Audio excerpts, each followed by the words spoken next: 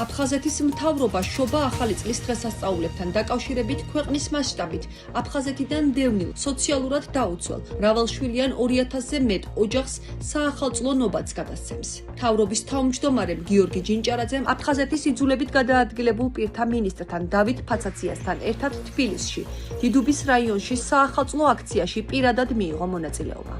ნობათების აქცია აფხაზეთის ავტონომიური რესპუბლიკის მთავრობის ინიციატივით.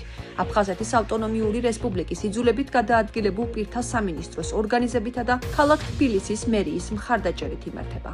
ჩვენს დევნილ მოსახლეობას, განსაკუთრებით შეჭიროებულ ოჯახებს, რომელსაც ყველაზე მეტად სჭირდება ჩვენი თანადგომა და მხარდაჭერა, ვურიგებთ წინა საახალწლო ნობათებს, რომელიც განკუთვნილია მათთვის პირადად საახალწლო დღეების მისალოცად და მიხარია, რომ ეს ადამიანები ესეც საჩუქრებს იღებენ აფხაზეთის მთავრობისგან და მადლობა მინდა გადაუხადო აფხაზეთის იძულებით გადაადგილებულ პირთა სამინისტროს. მთავრობის გადაწყვეტილები დევნილთა სამინისტროს პროგრამის ფარგლებში და თბილისის მერიის დახმარებით 2000-ზე მეტ ოჯახს ერთობლივად ჩვენ ვეხმარებით და 2000 ნობათი ასე ვთქვათ გადაეცემა ჩვენ დევნილ მოქალაქეებს. საახალწლო ნობათები ეს არის ძალიან დიდი ყურადღება დევნილებისათვის. გზაზე რომ მოვდიოდი ხო იმდენი ხალხის შემხვდა და იმდენი გაღიმებული ხალხის შემხვდა ხო აი გულზე მომეთქო რაღაცნაირად ყურადღება ეს კარგი და ძალიან დიდი სიკეთე არის.